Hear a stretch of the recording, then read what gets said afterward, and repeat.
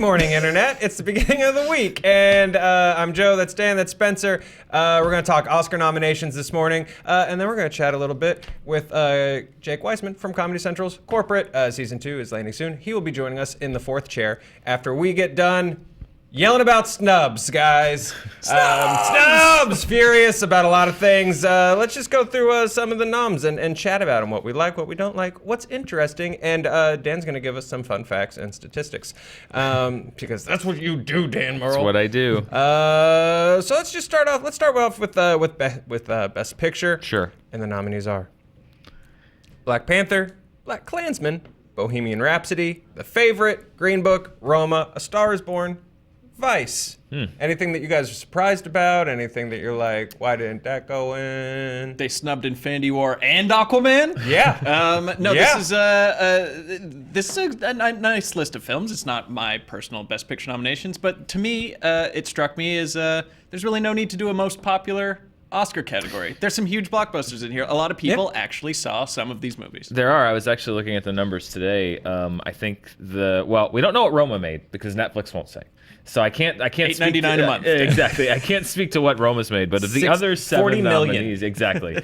Of the other 7 nominees, I think The Favorite is the lowest, and it still made over $20 million, which is very out of the usual for the Academy Awards the past several years, particularly to have Black Panther, obviously a massive hit, but also Bohemian Rhapsody Florida and Star Project Is did Born. not do Black Huge Panther hits. numbers. No, Star Is Born did not quite make as much as Black Panther did, or even Bohemian Rhapsody, or even Green Book, or even Vice. But I do agree with that point. Like, I think, especially as someone who just keeps yelling about genre films being snubbed in this, I do think that they did a decent job sort of opening up the nom so that it's not just like super art housey stuff that absolutely no one saw.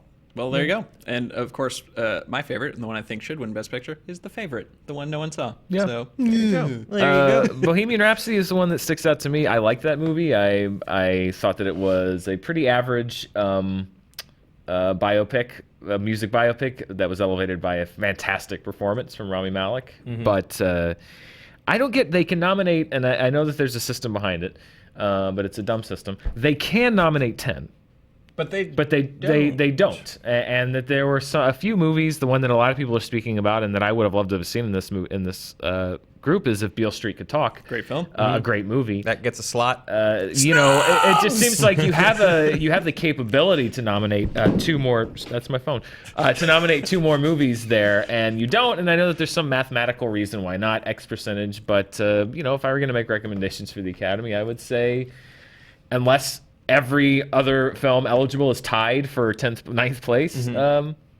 What's wrong with throwing a couple more in there? Fair enough. What gets those 2 slots? Beale Street Could Talk. Yeah, I thought that was Gets a beautiful. slot. And it's weird because that to me is like Oscar catnip. Barry Jenkins won Best Picture last year with Moonlight, and this was like, you're just in good hands with his movies. It's beautiful. It's meaningful. It's all the other good words you use to describe things you like. I think it should definitely be delicious in there over some of the popcorn flicks on here. Yeah, and I mean, I was fine with it when it was 5, just because that's just a number. It's a nice, it's a non-flexible number. My qualm is not so much with the fact that there are so many nominated. It's just that you can nominate 10, so why not? Do you think it's they keep leaving, like they're like, we'll go back to this one, and then they keep forgetting to go back? I think that there's probably some Academy bylaw that says it has to be above X percent, and only 8 movies were above X percent, and so that's what it did. I mean, now it goes to ranking and stuff, but even if you open it up more, I think you could have seen a wild card movie in there, like potentially Spider-Man Into the Spider-Verse getting a Best Picture nomination, or 8th Grade, Widows. Yeah, a movie like Widows or Eighth Grade, or a movie that just people was like, oh, I'll throw that on there as my last one. I don't know, just a thing. Boom, analyzed. Nailed it. Please shall boom analyzed after all of these. Yeah. Actor in a leading role: Christian Bale, Vice. Bradley Cooper, A Star Is Born. B. Coop. Sorry. Boom analyzed. Willem Dafoe at Eternity's Gate. I'm surprised about that one. Rami Malek, Bohemian Rhapsody, and Vigo, Aragorn himself in Green Book. Dan, thoughts? Willem Dafoe definitely, I think, deserves the nom, but I'm just surprised. We Like haven't he was one of seen the- Eternity's Gate. Dan, have you? I have not. It's been on my list. I tried to even see if someone had a screener. No one even had a screener Yeah. for it. That he was definitely one of the outside shots when people are saying like, oh well, here are the, which is stupid. I hate that they already do. They're like, here's the long shots, and here's the people that are definitely going to be in. It should. That's I've already talked about that. But he was one of the ones that was sort of a long shot. I love Willem Dafoe. Yeah, The I Dafoe need to Renaissance. see. I need to see at Eternity's Gate. I suspect this is probably well deserved. He's a fantastic actor, but I think it deserves it just simply on the fact that we haven't been able to watch that movie. Like, It must be where great. did it play? Yeah, and I this don't is know. and obviously real? he was great in Florida Project. Didn't he win last year? he was nominated. He was not- nominated. yeah. Dang. Well, get Willem Dafoe an Oscar. That's the hill I'll die on. Yeah, people like they see these things like, oh, the Academy gets it wrong, or the Academy's so out of touch. Or when you get to these categories, it's like only the actors are voting on the actors, right? Like this isn't not everyone gets to vote on nominating the best actors. I'm trying to remember. Some of them are guild specific or category specific in that you have to be part of the something branch, But some of them are open up to the entire membership, and I don't know which is which, if I'm being honest. I'm going to go out on a limb and say that only the performers and maybe producers are getting to vote on Best Actor or nominate Best Actor. So your beef is with them. If you don't like any of these picks, it's with that category. And I think that he's like an actor's actor, and he's doing a shit ton of acting to play. Is it not Picasso? Van Gogh? Van Gogh. Van Gogh, right? An artist, An artist. not a turtle. Not a turtle one. That'd be sweet. He would be my pick for Leonardo. For the reboot. Yeah. Solid. I think it's a pretty wide open race. If I were going to pick a favorite right now, I think it'd be Rami Malek. But I wouldn't be shocked if any of these. I think it's any of them won. Vigo because he's like doesn't act very much, and the rest of the time he's like, well, he's not cobbling. That's the other guy. Daniel Day-Lewis. Yeah. Although Vigo is very similar. Just he's like he likes to rough it. Yeah. Is He's this like, when you I'm find gonna out- walk to the set. If you watch like Whoa. no, seriously, like if you watch like the Lord of the Rings things, it's like Vigo camped outside for 3 weeks and rode on to set in a horse every day because he wanted to live off the land. Like he's just roughing it. And as you know, that's acting. Yeah, no, absolutely. Any snubs? I'm sure there were, but I'm gonna go. Nicolas Cage got snubbed for Mandy. Yeah, there was a lot. There's a lot going on in that role. Rage in that case. there was a lot going there. There's a lot of rage in that cage and a lot of cocaine in that nose, Yeah. and I just think it deserved a nomination. But moving on to actress in a leading. Oh, boom analyst. Actress in a leading role, Yalitza Aparicio from Roma, Glenn Close, The Wife, Lady Gaga in A Star Is Born, Olivia Colman, The Favorite, who's my favorite to win, and Melissa McCarthy in Can You Ever Forgive Me? Melissa McCarthy, again, an actress who can do 4 bombs in a year and then also do a movie where she gets nominated by the Academy. Yeah, that's pretty cool. That's She pretty did sweet. She did a lot of questionable movies this year, right? Wasn't it the Happy Time Murders. at Happy Time Murders and like I'm going back to college? Life of the Life Party. The movie. Yikes. Ouch. That's a weird conversation that you have to have with your spouse and partner at some point where you're like, I can't work with you anymore. When I don't work with you, I get nominated for Oscars. When I do, I get jizzed on by a puppet. To be fair, he didn't have anything to do with that one. Yeah, he did Life of the Party. Yeah. Yeah, baby, if you want to live in this house, I can't do your movies anymore. Anyway, regardless, actress in a leading role. Dan, thoughts? Well, there's one name that's not there. Who's that? Toni Collette. Oh, an Oscar for Tony. Come Sorry, on, buddy. I think I'd already lost we hope knew so that much. it was I like just a wiped slow it. motion car crash. I knew this was coming, but it was still. When I saw Yalitza Aparicio's name come up, she was also one of the people that was like, she might get nominated, but she's sort of an outsider. When I saw her name, I was like, well, shit, because I knew like that was the Collette spot. That's the Collette slot. And it was gone right away. This is, again, I think this is a very wide open race. I think that if you'd asked me 2 weeks ago, I would have said Lady Gaga is the front runner, but I think it's actually now Glenn Close. But Olivia Colman could win.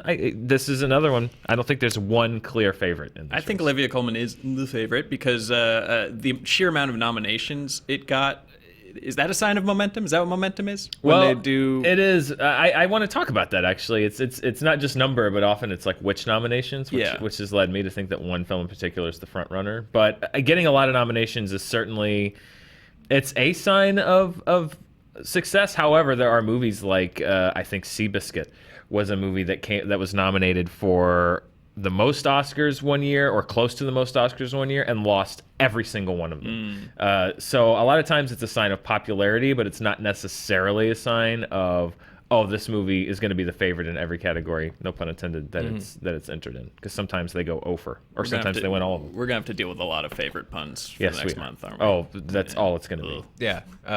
I hope that you can never forgive me for all of my favorite puns. Roma. My wife. Roma. I mean, the wife. It's still funny. Hey, Spencer, snubs? Snubs. Besides Toni Collette? To me, I think this is where Beale Street. I wish I remembered the actress's name. She's young. She's great. She's the focal point of that movie. I would put her in. That said, I have not seen The Wife, so I can't comment on whether she should be out or not. She's phenomenal. I'm sure she's great. She's incredible in that movie. She won. I think she deserves that nomination. I honestly think I've seen all of these, and if I were to vote and pick the one that I would choose as the best art, give it a trophy for best best art. Give it the trophy for best. No, I would pick Glenn Close in this category. If I had a vote, that would be my vote. Let's move on to the folks who direct the art. Well, no, that means art director. Just a whole different category. It's a whole different category star. Spike Lee, Black Klansman, Puel Pakowski, Cold War, Yorgos Lanthimos, The Favorite, Alfonso Cuarón, Roma, and Adam McKay for Vice. I think this is the first tea leaf as to who could be appointed the front runner. No Bradley Cooper, not nominated for directing A Star Is Born, which when you go back to the records and numbers of the Academy, the number of movies that have won Best Picture without getting a Best Director nomination are pretty small. Argo did it. Affleck was snubbed for Best Director, and Argo won Best Picture, but that's the exception and not the rule. It's very, very rare that a movie will win Best Picture without getting nominated for Best Director, and I think it's a sign that maybe the Academy's support for A Star Is Born is not as strong as people thought a little bit. I would have had him slotted in here and not an actor for a leading role. Yeah, Bradley Cooper. I mean, he was fine in that movie, but I think him being a good director was the bigger story. That would have been my my Nicolas Cage and Mandy slot in with the Bradley Cooper spot. Hey, Spencer, snubs? Snubs! Gosh, I don't know. I don't think it's a snub, but can we just talk about, man, Damien Chazelle? How far we've fallen. You didn't win an Oscar or get nominated for Best Director for your fourth movie? What a piece of crap. What a piece of shit. Yeah, third movie. Should have put more jazz in it. Maybe next time. Peter Farrelly also not in this category, which also when you're talking about Best Picture for Green Book, maybe also a sign that it just won the Producers Guild Awards, and people were like, it's the front runner. But now without a Peter Farrelly nomination, you're talking about Academy here, so I think that bumps it back a couple of notches for the Best Picture race. I kind of expected Bo Burnham to get a little shout here too for Eighth Grade. That's a good movie. Snubbed. It's a good movie. Snubbed. Boom. Analyzed. Actress in a supporting role: Amy Adams in Vice, Marina de Tavira in Roma, Regina King, If Beale Street Could Talk, Emma Stone in The Favorite, and Rachel Weisz in The Favorite. Yeah, if they could share the award or like be nominated as a pair, I think they'd be a lock, because it was just the dynamic, or really the triangle of the three of them should share both awards or something, because they're all pretty much main characters. Maybe they'll all come up and do a bit. Yeah, maybe they'll do a bit. Here's to hoping. They didn't have a host. They could. This is the category that for me installs Roma as, in my mind, this and something else we'll talk about in a second, as the front runner for Best Picture, because Marina de Tavira has not been nominated for anything else. No SAG Award, no Golden Globe, literally nothing else for this movie until the Oscars. That says to me that nominating branch and potentially even more really had Roma in the forefront of their minds when they were nominating for the Oscars, and that maybe with the lack of directing nominations for Bradley Cooper and Peter Farrelly, I think now that for me makes Roma the front runner for Best Picture because it seems like it has the most support. It might not have had the most nominations, but I think when you look at which nominations it got and where, it has the most support in the key categories of any of the other films. I was going to ask you a question that requires putting you on the spot and making sure you remember like small trivial things from nominations of years past. But I will do my best. Okay, sorry. Just You could just use your phone. Oh wait. It fell on the floor because you're an amateur. So with an actor like De Tavira, who sort of came out of nowhere for this one, again, wasn't nominated for awards. When you sort of have an outlier actor, like a new face come in, like a Jacob Tremblay from Room or something, like was Tremblay nominated? Like, was it already sort of a path, or was that a surprise? Tremblay was not nominated. I thought he should have been, but he was nominated for a Globe. For The Predator, right? Yeah, for The Predator. Yeah. Predator. I think he might have been nominated for a Globe or something. There was some talk that he might get nominated, but I think the ultimate outsider story in the Oscars, and I'm sure somebody can fact check me on this, but Marissa Tomei for My Cousin Vinny was somebody that kind of everyone's just like, what? Her nomination even where people were like, oh, okay, wow, that's crazy, and she won. She was one of the biggest upsets of all time. People thought that Jack Palance had literally, there's a conspiracy theory to this day that Jack Palance read the wrong name and that they just went with it. But we've now seen with the Oscars that they don't do that because they had the ultimate choice to just shove it under the rug and just let La La Land walk off the stage, and they didn't. So it's rare, but it's not unheard of. For me, it's much more about Roma and the fact that people really seem to connect to that film, so much so that this performance, which went completely under the radar everywhere else, is now nominated for an Oscar. Right on. All right. Boom Analyze, Spencer? Boom Analyze. All right. Actor in a supporting role, Mahershala Ali. This is like the most on-the-rails show I've ever hosted, and it's almost my fault. It's I'm sorry. kind of making me uncomfortable. I'm just waiting for the ceiling to fall apart. Literally. This building is collapsing. Actor in a supporting role, Mahershala Ali, Green Book, Adam Driver, Black Klansman, Sam Elliott, A Star is Born, Richard E. Grant, Can You Ever Forgive Me, and Sam Rockwell in Vice. Why did I say it weird like that, Spencer? I don't know, man. Question. Not even a George W. Bush impression at all. Just Vice. Vice. I don't know. Snubs, thoughts, feelings? Well, the Timothée Chalamet fans are very upset this morning. For they thought that he was going to get one for Beautiful Boy. Yeah. Oh, speaking of Carell, hardworking Steve Carell this year. Snub. Every Oscar bait movie he made this year did not do well. Didn't pay off. Yeah, I guess Dan, this is where I think the Roma streak ends, because I thought if they were just penciling in everybody, they should have put in the naked stick fighting guy from Roma, which to me was a brave performance. It was one of the bravest of the year out there to have your dingling out and be like stick fighting with a shower curtain run, something like that, really fast in one take. So when we do our this is who our nominees would have been, that's on your list. Yeah, he's Definitely. up there with Sure. Chicken from Buster Scruggs. No, absolutely. I thought Daniel Kaluuya from should have gotten nommed for Widows here. He was great in Widows. He was awesome. He was great.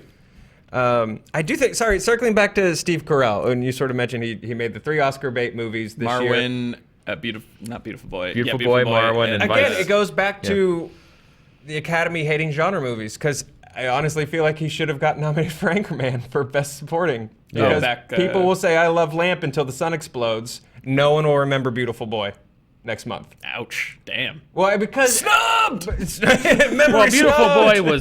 Boy Or was Welcome not to Marwen. How about, like, who's gonna... Well, that was a terrible movie. That's a part of it. It was really not good. Just weird and bad. Beautiful Boy was not that memorable either. I mean, it wasn't like an exceptionally critically lauded film. It kind of came and went. Vice would be the one that I thought maybe because the Academy Awards really liked Vice. Sam Rockwell was a long shot, but he seemed to have taken the long shot slot in Best Supporting Actor. If I were going to give Vice a Best Supporting Actor slot, I would have given it to Steve Carell over Sam Rockwell. I thought Sam Rockwell was funny, but he was doing he was doing the voice, he had the nose, and I thought that Steve Carell was Sam great. Rockwell kind of disappeared for me, and I always thought Steve Carell never quite looked like Donald Rumsfeld. No? Or kind of disappeared in that role. Not for me. I always have a hard time, anytime someone portrays Bush, whether it's accurate or not, I just see them doing Ferrell doing Bush. Yeah, them doing Will Ferrell doing Bush. It's like watching someone do someone else's walk-in. is kind of the same thing. Let's talk overall snubs of the show. So noted Best Director for Bradley Cooper. Weirdly, no nomination for Won't You Be My Neighbor for Best Documentary. Who snubs Mr. Rogers? The only documentary anyone talked about this year outside the Fyre Fest one He'd understand. last That's week. not true, first of all. It's okay, It's children. kind of true. This was a Sometimes great... you get overlooked by a body that awards little trophies to people who make art. And that's okay. Would you please do the rest of the show? Sometimes that's fine. No Best Picture or Actress nom for Mary Pop. It's not really a snub. People actually thought that, well, Best Picture was, they were talking about that before the movie came out. Some people thought Emily Blunt was going to be nominated for Best Actress for Mary Poppins Returns. I'm not especially surprised that she wasn't. More people thought she was going to get nominated for A Quiet Place, which she also was not. So Snubbed. No acting or Best Picture nom for Crazy Rich Asians. It's a long shot. No Maybe acting. no adapted screenplay or anything? Yeah, Nothing? that I don't think they did. Okay. And also, Sorry to Bother You for screenplay. Well, Of course they Nothing. weren't going to recognize that. Yeah. It's too radical. You know what they Damn did horse people at the recognize? Academy. You know what they did boys. recognize in Best Adapted Screenplay that really surprised me? The Ballad of Buster Scruggs, which was a Coen Brothers movie, Yeah. another Netflix movie. Yeah. That's another reason I think Roma's the front runner. I don't think anyone was thinking Ballad of Buster Scruggs was going to pick up any nominations, and it picked up 3: Costume Design, Best Original Song, and Best Adapted Screenplay for the Coen Brothers. That was a big surprise. And then no acting noms for Nicole Kidman for Destroyer. Again, Steve Carell shut out. Nothing for Julia Roberts or Mr. Gosling from First Man. Yeah. Claire Foy, I think a lot of people thought she actually had the spot that a lot of people thought that Marina de Tavira got. A lot of people thought that was going to be Claire Foy from First Man. Not a whole lot for First Man. Some craft, which I think it deserves. A lot of craft nominations, but nothing in the artistic. Did it launch too early, Dan? Did it come out too early in the year? Sorry, I thought you Well, were the craft mentioning nominations that are on was the also- artistic yeah, side, good. but I think it was just too. It didn't do well at the box office. It was well received critically, but not rapturously well received, and I think there was just a lot of weird controversy around it. It felt like I think people were expecting him not to. enough flags. Yeah, not enough flags. I think people were expecting him to Got hit a snubbed home out of most run, flags, and, too. and maybe he hit a double, Yeah. but wasn't enough. Was not enough. Dan, any other overall thoughts? I know you're feeling like Netflix is going to sort of take the night. Well, I'm not going to say they're going to take the night. I think that Roma certainly seems like it's in a much stronger position now than it was yesterday before the nominations come out. I was very happy to see, of all the Black Panther nominations that it did get, the one that I didn't see it being talked about much was original score. And Ludwig Göransson, who was on my old show on Plus, got a nomination for his score, which I think is phenomenal. For which movie? Of Black Panther. Oh, he did that and Creed 2? Yeah, he does all of Coogler's Wow. movies. So I was very happy that he got a nomination for Best Original Score because I love his score for that film. And then Rob Bradow, who came and did the breakdown of Solo for us here on the set, he and his team got nominated for Solo for Best Visual Effects. We gave him the ScreenJunkies bump. We gave him the ScreenJunkies bump. And Ludwig Göransson, I gave him the ScreenJunkies bump for Creed 3 years ago, but it took 3 years to. We just couldn't do it for poor Toni Collette, man. I'm sorry. We couldn't come Well, she through. has to be on the tried. show. Yeah, if Toni Collette had come and done an Yeah. interview, she would have been nominated. Collette! After your spouse and God, we are the most important number on your call sheet or whatever. Guys, Season 2 of Corporate is on Comedy Central now. It was one of my Emmy snubs. Emmy snubs from last year. Season 2's out now. Take a look at this clip, and when we come back, we've got Jake Weisman. Take a look. We have a code red situation. We're gonna make some changes. We're installing sensors underneath everyone's desks. We want you to be the face of this initiative. This is a chance for you to step into a management role. I knew this day would come.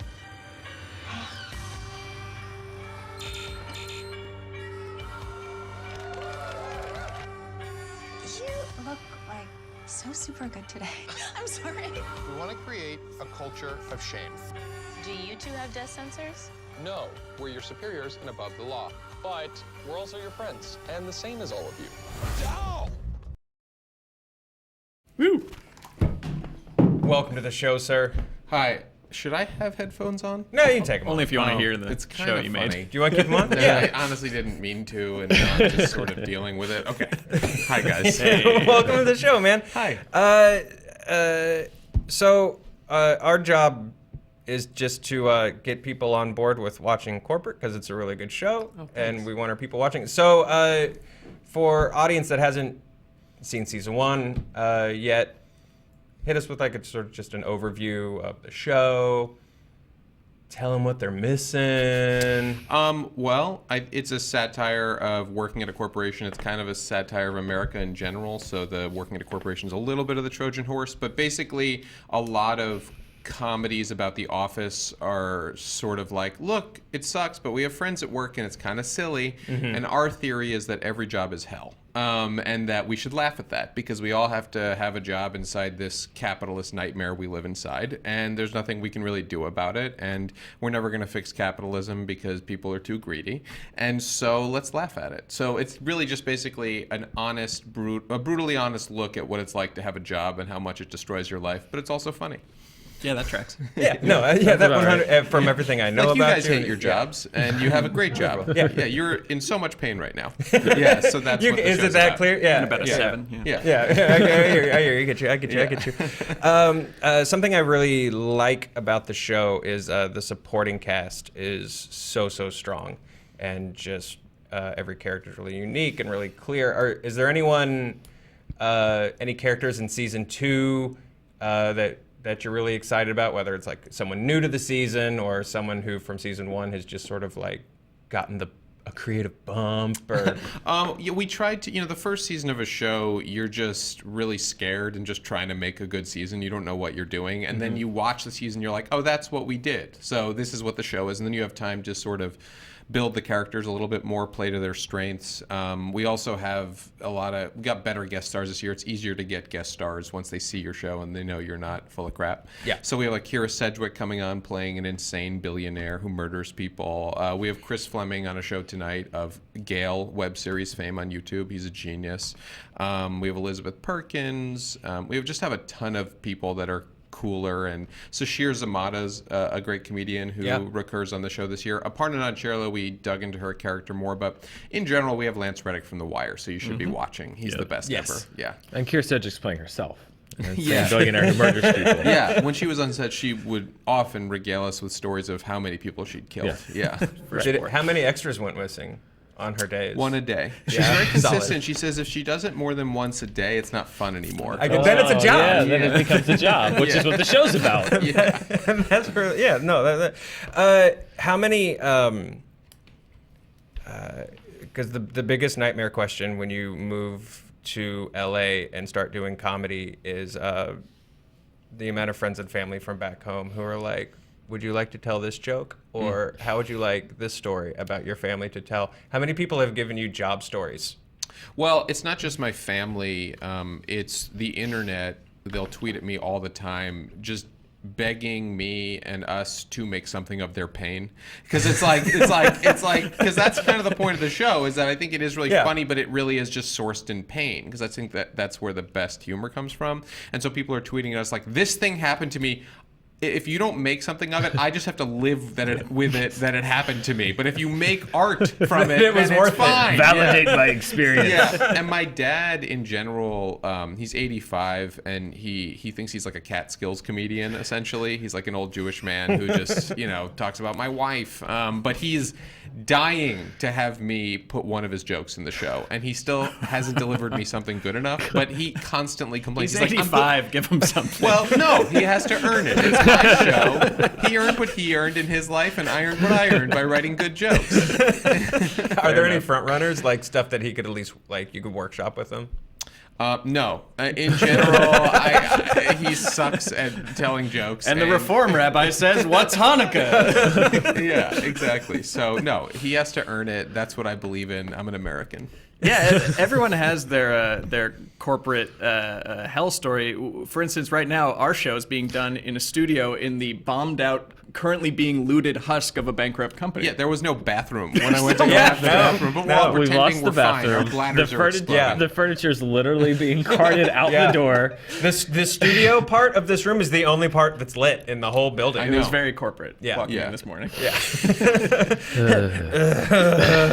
Has there anything when people tweet you? Has there been anything where you're just like, oh wow, that's too much? Nope. I'd say most people's stories are too much. Yeah, I mean, like the fact that it's really people's lives being wasted for these corporations that will cut them at any moment is devastating, and there will always be so much pain in this world, you know? Yay. And so you basically have to find stories that are real, but that aren't just sad. Because I do think that one of the points of comedy, at least to me, is flipping sadness into light. That's when it becomes noble. But sometimes things are just really bad. And there's nothing you can do about it. And at least you'll die, and then you get a relief from the pain.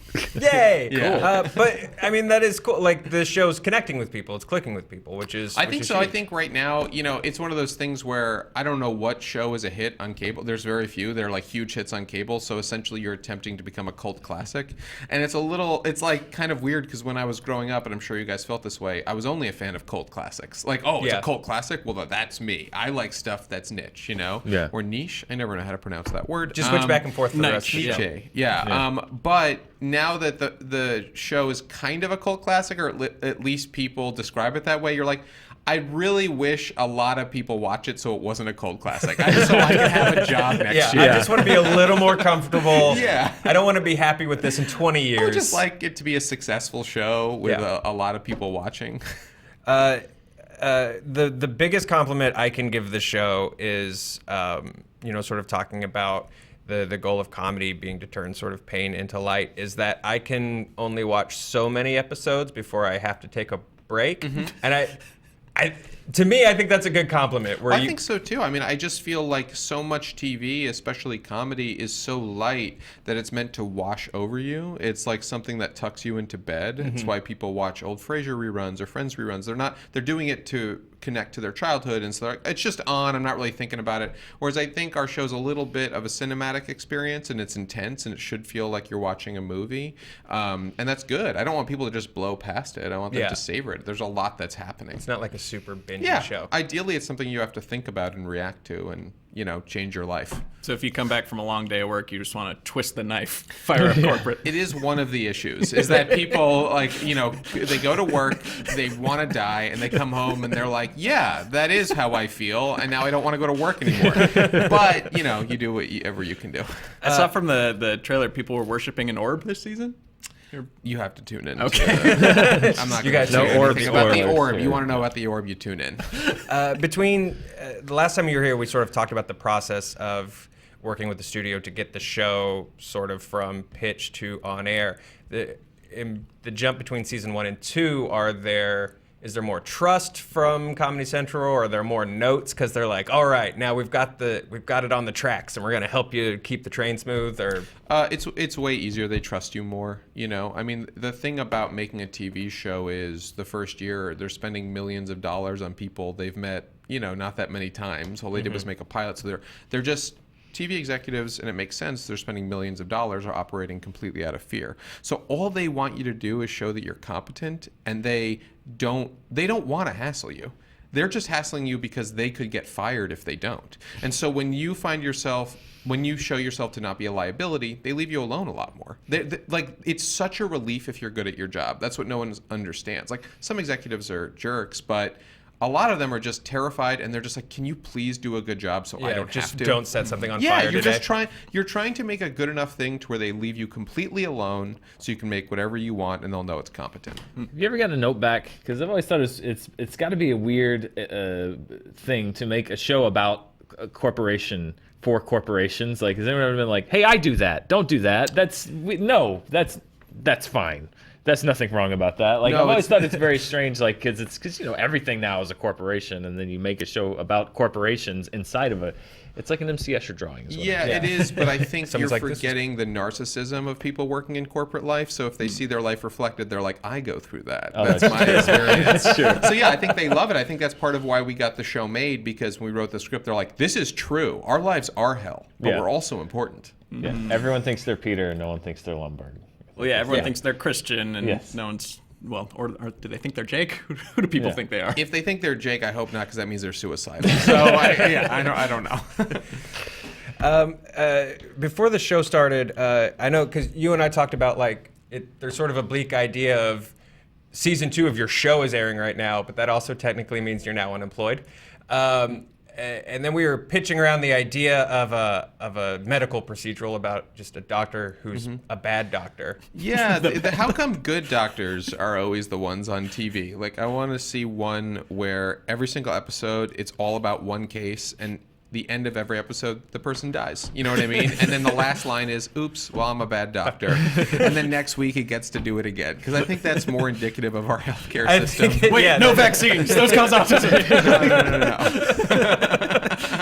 No. We lost another And I one. think his thing is, oopsies. You know what I mean? Well, you can't win them all. But I'm a man or in any. society, so they'll let me succeed. You know? Yeah, That's for the lawyers to sort out. Yeah, malpractice law is very complicated. It takes a long time for a case to wind its way through the. You can do a lot of damage, is what I'm saying, in the time it takes for a case to go through the legal system. Yeah, exactly. Really, I just wanted to workshop this next project. I honestly you think and we with could you. sell it. Literally every company in the world has a show now. So like IMDb has shows now. We can get this made. We're depending on it. Yeah. I mean, look, we're working in a dead office with just weird stuff growing in the refrigerators now. So yeah, we'll add like Doctor away with kombucha you. I think we or take fungus? it to Whole Foods. It might be now. This feels like a Whole Foods show to me. This goes on I think this goes on WholeFoods.com. Whole Sorry, Dan, Foods. that's been acquired by Amazon. Well, that would be on Amazon. Okay, then But Whole Foods, screw 'em. the produce section. Screw them. We go to Trader Joe's. Competition, Yeah, right? Perfect. Trader Joe's presents Bad Doctor. Yes. I feel like this is good. Jake, when and where can people see Corporate? Corporate is on Comedy Central, 10:30 p.m. Tuesdays. So it's tonight, and then every Tuesday at 10:30 p.m. for the next few months. You can also see it at cc.com. They're letting the episodes up for a while after it airs. But please tune in so we can get ratings so we can do it again. Exactly. You're Dude, here. good to see you again. Congratulations. Thanks for having me, guys. Guys, we'll see you tomorrow. Yell at us about Oscar snubs and make sure you check out Corporate on Comedy Central. Bye.